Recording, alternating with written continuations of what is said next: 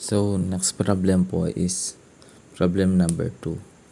There are supplied 317 kJ per cycle QA to an ideal diesel engine operating on 227 grams mass. Air P1 is equals to 97.91 kPa. T1 is 48.9 degrees Celsius at the end of compression. P2 is equals to 3930 kPa. Determine A. RK, B. C. RC, D. W net, E.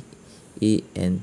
FPM. So, given po natin na is QA equals 317 kJ, M na 227 grams mass. Convert ko into 0.227 kg mass.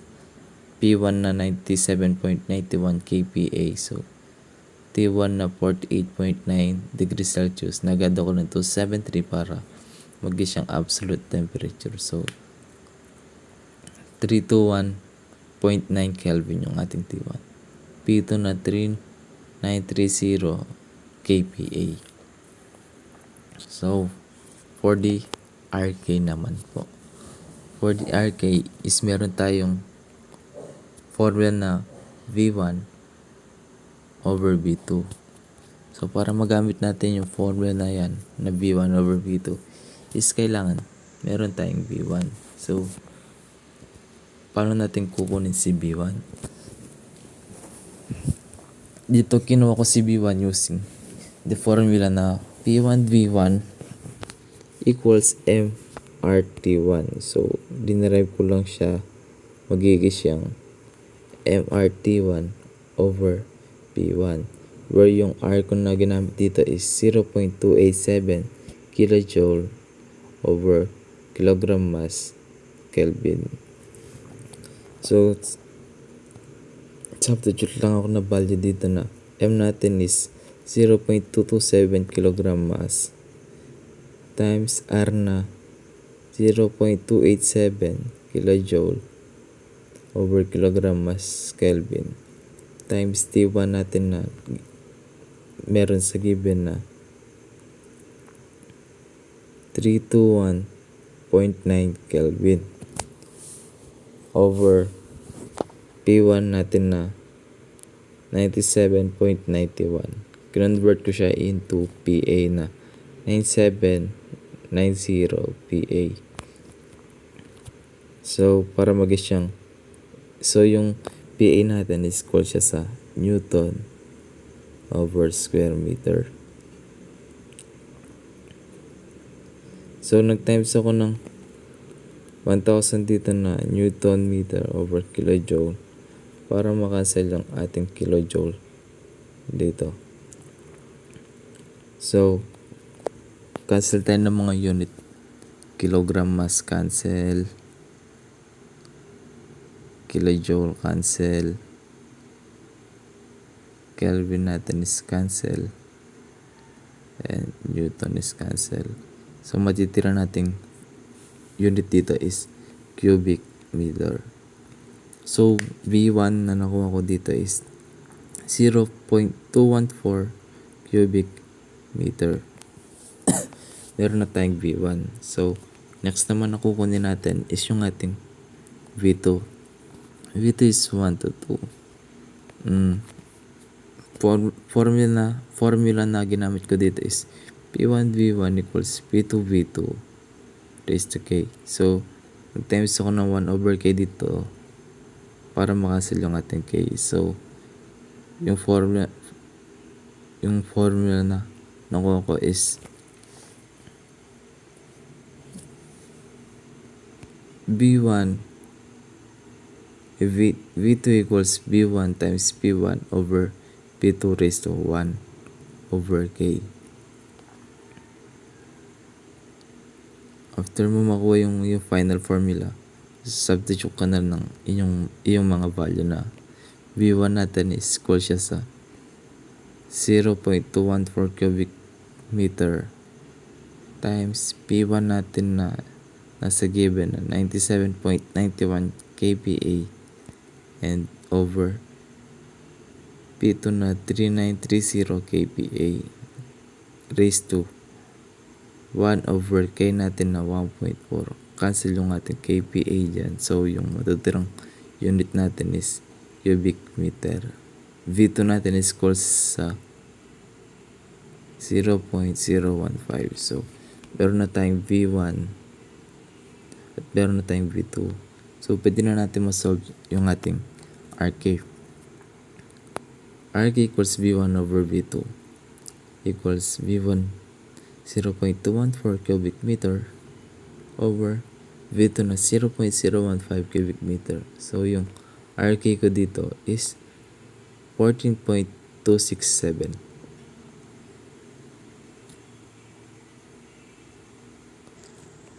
So, next naman is kunin yung ating C. So, formula sa C natin is 1 over RK minus 1. Substitute lang tayo ng ating RK dito. Meron naman tayong value. So, magiging siyang 1 over 14.267 minus 1. So, C na nakuha ko is 0.075 or 75%. Then, next naman is yung ating RC, where yung RC natin is formula na ginamit ko dito is V3 over V2. So, meron tayong V2 and kukunin na lang natin yung ating V3 para ma-solve yung ating RC. Okay. V3 equals T3 V2 over T2. So, para ma-solve natin itong V3 na to is kailangan natin ng T2. So, kailangan natin ng T2 at T3. Meron naman tayong V2. So, kunin natin yung ating T2. T2 is equals to T1 times P2 over P1 raised to K minus 1 over K. So, meron naman tayong T1, meron tayong P2, meron tayong P1. So, masasolve natin si ating T2. So, substitute lang. T1 equals 3219 Kelvin times P2 na 3930 kPa over P1 na 97.91 kPa raised to 1.4 minus 1 over 1.4. So, yung T2 ko dito is 924.448. Next naman is yung ating T3, where ginamit kong formula is QA times MCP times T3 minus T2. Substitute lang tayo dito ng ating mga value na M equals 0.227 kg mass times CP na ginamit ko dito is 1.0062 kilojoule over kilogram mass Fahrenheit times T3 minus T2 na 924.448 Kelvin. So, substitute. Yung QA natin is equal siya sa 317 kilojoule. Nag-shift solve lang ako dito. And yung nakuha kong sagot is T3 equals 2312.319 Kelvin. So, ito natin makuha si ating T3 at T2. Pwede na natin ma-solve yung ating V3. So, V3 natin nga is T3 V2 over T2. So, T3 natin is 2312.319 Kelvin times V2 na 0.015 cubic meter over T2 natin na 924.448 Kelvin. So, cancel yung ating Kelvin dito. Tutira natin for unit is cubic meter. So, V3 na nakuha ko dito is 0.038 cubic meter. So, after mo makuha yung ating V3, is pwede mo na ma-solve yung ating RC. So, RC natin is equals V3 over V2. V3 equals 0.038 cubic meter. V2 na 0.015 cubic meter.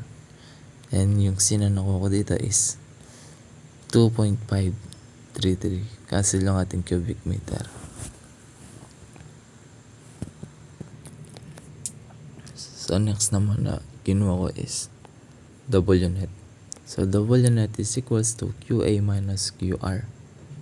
So meron tayong QA. Meron tayong QA. So kailangan natin kunan yung ating QR. Where yung QR natin is equal siya sa MCB delta T or MCB T4 minus T1. So meron tayong, para masolve natin yung ating QR, kailangan natin ng T4. Meron naman tayong T1 at meron tayong CV. Meron tayong M. So kunin natin yung ating T4, where ginamit kong formula is T3 over V3 over V4 raised to 1 minus K. So substitute lang ako ng value natin na T3 equals to 312.319 Kelvin over V3 na 0.038 cubic meter over V4 na equals siya sa V1 na 0.214 cubic meter raised to 1 minus 1.4. So yung T4 na nakuha ko is 1158.232 Kelvin. So pag meron na tayong T4, pwede na natin masolve yung ating QR. Pwede na natin magamit yung ating formula na MCB T4 minus T1. So substitute lang. M equals to 0.227 kg mass times CV na 0.7186 kJ over kilogram mass rangkain times T4 natin na 1158.232 minus 321 ay T1 na 321.9 Kelvin. So QR ko dito is 136.424. So pwede na natin masolve yung ating W net. Meron tayong QA at meron tayong QR. So substitute QA natin na 317 kJ minus QR natin na 136.424 kJ. So W net na nakuha ko dito is 180.576 kJ. So next naman is yung ating E. So E formula natin dito is W net over QA. So meron naman tayong W net at meron din tayong QA. So substitute lang tayo dyan. W net natin na 180.576 kJ over QA na 317 kJ equals siya sa 0.570 or 57%. Cancel yung ating joule dito. So next naman po is yung ating PM, where yung formula natin sa PM is W net over VD, where yung VD natin is equal siya sa V1 minus V2. Meron tayong value ng ating W net at meron tayong value ng ating V1 at V2. So substitute lang tayo dito. W net na 180.576 kJ over V1 na 0.214 cubic meter minus V2 na 0.015 cubic meter. So equal siya sa 907.417 kilojoule over cubic meter. So convert ko lang siya into kPa. So kilojoule natin is equal siya sa N meter. So N meter over cubic meter, makancel yung ating isang M dito. So magiging siyang N over M squared. So N over M squared equals siya sa kPa. So final answer natin is 907.417 kPa. Next problem is problem number 3. So an ideal diesel engine operating compression is from 14.7 psia 80 degree Fahrenheit, 1.43 cubic feet to 500 psi, then 16 BTU per cycle are added as heat. Make computation for cold air standard and find A T2, V2, T3, V3, T4, V4, B W net, C E and PM, and T the HP for 300 cycle per minute. So, given natin dito na P1 equals 14.7 psi A, T1 natin na 80 degree Fahrenheit. So, gawin natin degree Rankine. Add tayo na 460 equals 540 degree Rankine. V1 natin na 1.43 cubic feet. P2 na 500 psi A. Added heat natin or QA equals 16 BTU. And K equals 1.4. Solve for the T2. T2 1 to 2. So T2 equals 2 T1 times P2 over P1 raised to K minus 1 over K. So meron naman tayong value ng ating P2. Meron tayong value ng ating P2. Meron din ng P1. Meron din ng T1. So direct substitution na lang tayo. So T1 natin is 540. P2 natin is 500 psi A over P1 na 14.7 psi A raised to 1.4 minus 1 over 1.4. So dito natin is 1479.138 degree Rankine. So meron na tayong T2. Next naman is V2 at 1 to 2. So V2 equals siya sa P1 over P2 raised to 1 over K V1. So meron tayong value ng ating V1, meron P1 at meron P2. So substitute lang tayo ng ating mga value.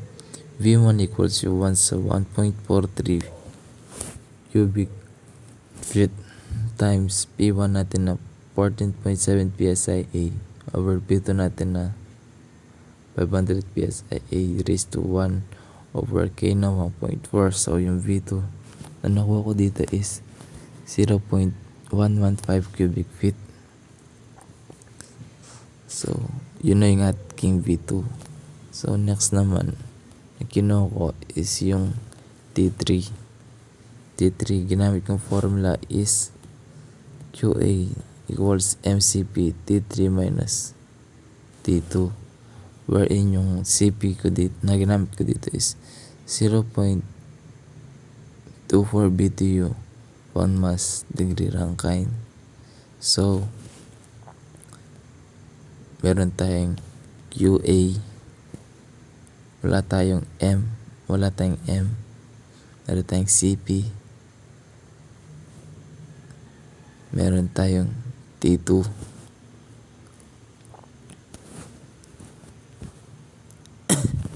and kukunin natin yung T3. Next, para magamit natin yung formula na QA equals MCP T3 minus T2, is kailangan muna natin makuha yung ating M. Meron naman din kasi tayong QA, meron tayong CP, meron tayong T2. So M na lang talaga, M yung kukunin natin. Para makuha natin yung M is ginamit kong formula is P1V1 equals MRT1. So nag-drive lang ako, equals siya sa M equals P1V1 over RT1, where yung R na ginamit ko dito is 53.35 feet pound force over pound mass degree Rankine.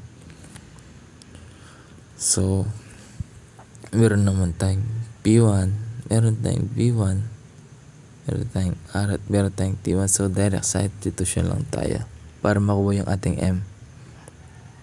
So P1 natin is 14.7 psi A, V1 natin is 1.43 cubic feet. PSIA equals siya sa pound force over inch squared. So, nag-times ako ng 12 inch over 1 feet squared dito. So, R natin is 53.35 feet. Pound force, pound mass, degree Rankine times T1 na 540 degree Rankine. So, cancel tayo ng mga unit. Feet, A pound force, cancel yan. Inch squared, cancel yan. Tapos, degree Rankine, cancel yan. So, yung matitira, feet, makancel yan. So, yung matitira natin unit is pound mass. So, yung M na nakuha ko dito is M equals 0.105 pound mass. So, pwede na natin masolve yung ating T3 using QA equals MCPT times T3 minus T2. So, substitute lang ako dito, then shift solve. M equals 8. QA equals 16 BTU equals M natin na 0.105 pound mass times CP na 0.24 BTU over pound mass degree Rankine times T3 minus T2 na 14,147.138 degree Rankine. So, cancel yung ating BTU dito, cancel yung ating LBM. So, matitira natin unit is degree Rankine. And yung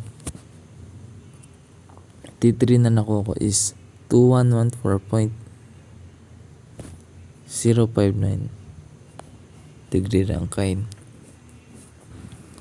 So, next naman is V3. V3 natin is equal siya sa V2 over P2 V2 equals T2. P2 V2 over T2 equals P3 V3. P3 V3 over T3. Pero yung P natin is constant, kaya cancel na itong P2 and P3. Kaya yung formula natin is V2 over T2 equals V3 over T3. So, derive lang natin dyan para makuha yung ating V3 na T3 V2 over T2. So, meron ba tayong T3?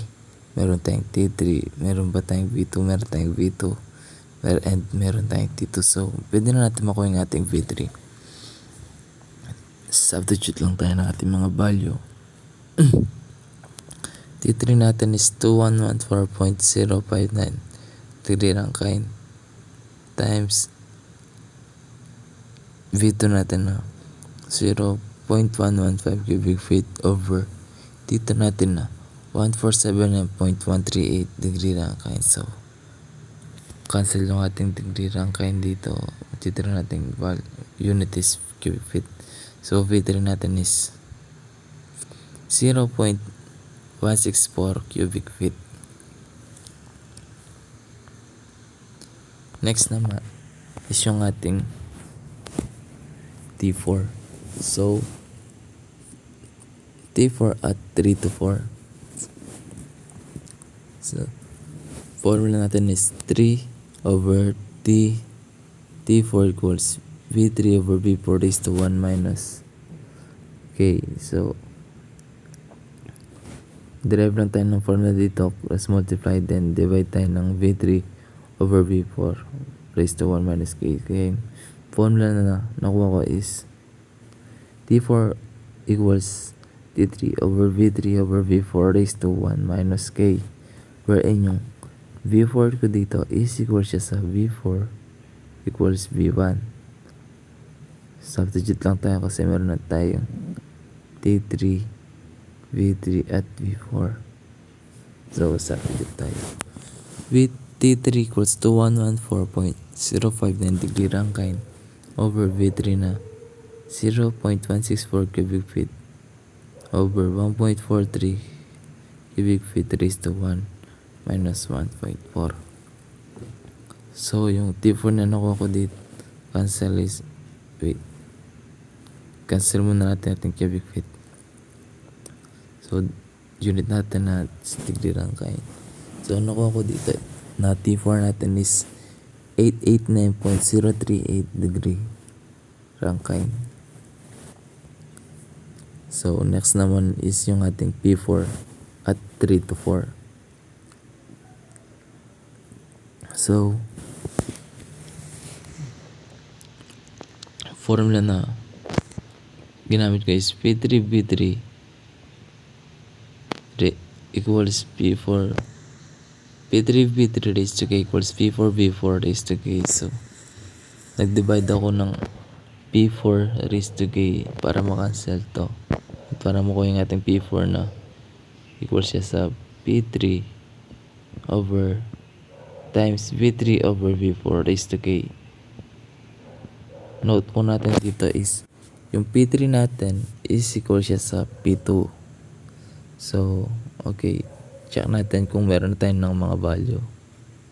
P3 natin is equal siya sa P2 na 500 PSI. Meron tayong V3 at meron tayong V4 na equal siya sa V1. So, direct substitution lang. P3 is equals 500 PSI A. V3 is 0.164 cubic feet over V4 or V1 natin na 1.43 cubic feet raised to 1.4. So, yung P4 na nakuha ko dito is 24.115 PSI. Cancel yung cubic feet. So, W net naman. So, formula sa W net is QA minus QR. Wherein, meron tayong value ng ating QA.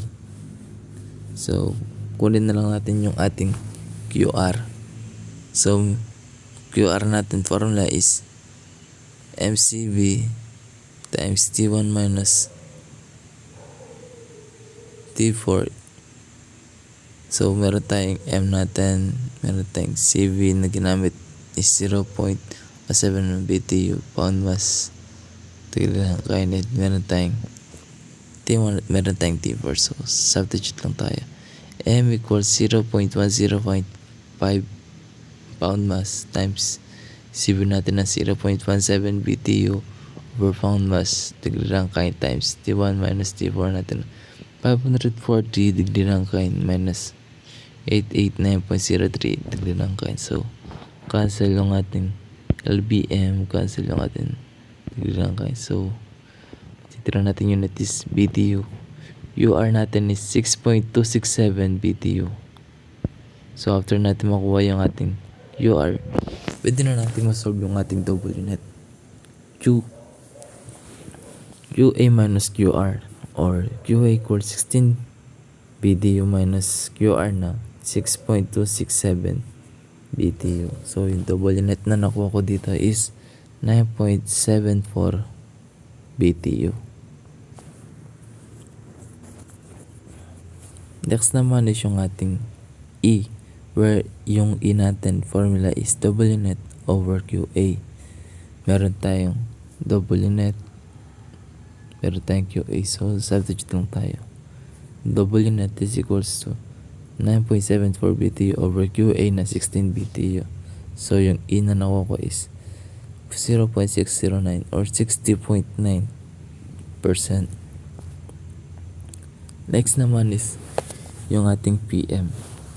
PM formula is QA minus QR over VD, wherein yung VD natin is V1 minus V2. QA natin, QA minus QR is yung ating W net. So, substitute lang tayo. 9.74 BTU over V1 minus V2 na 1.43 cubic feet minus 0.115 cubic feet. So, nakuha ko dito is 7.407 BTU cubic feet. Pero convert natin siya into pound force over inch squared. So 1 BTU is equal to 778 feet pound force. So cancel yung ating BTU. And cubic feet natin is 1 feet over 12 inch squared. 12 inch squared. So cancel yung ating feet na dito na. Tapos dito feet. Cancel din yung ating feet. So yung matitira nating unit is pound force over inch squared. So PM ko now is 40.018 pound force over inch squared or yung PSIA natin. So next naman is yung network at 300 cycle per minute. So kunin natin yung ating double unit na 9.74 BTU per cycle times 300 cycle per minute. So cancel yung ating cycle dito and times natin siya sa 1 HP over 42.42 BTU per minute. So cancel yung ating BTU dito, cancel yung ating minute. So yung final answer natin dito and final unit is 68.883 HP.